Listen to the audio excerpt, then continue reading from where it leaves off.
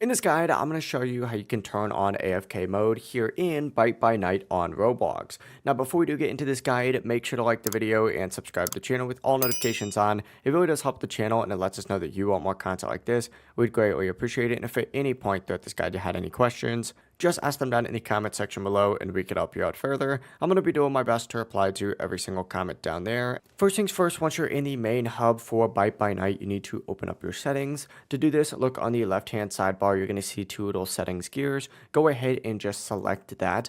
And immediately in here, you're going to see a few different settings. And the general tab, it's usually the third setting on here. It's called AFK mode. You simply need to go ahead and select it just like so. It'll kind of highlight it and say enabled just like that. And boom, that is AFK mode. You can also unhighlight it or disable it in order to turn it off. I like to keep mine on when I'm making these videos, but essentially what this does is make sure that if anyone is in your lobby, and I am in a private server right now, so no one's in my lobby, but if, there were people in the lobby and I was in a public game, I'd literally get loaded in with everybody else about, every couple minutes or so. This will prevent you from doing that and just allow you to stay in the lobby where you can just hang out in the arcade or just make videos like myself.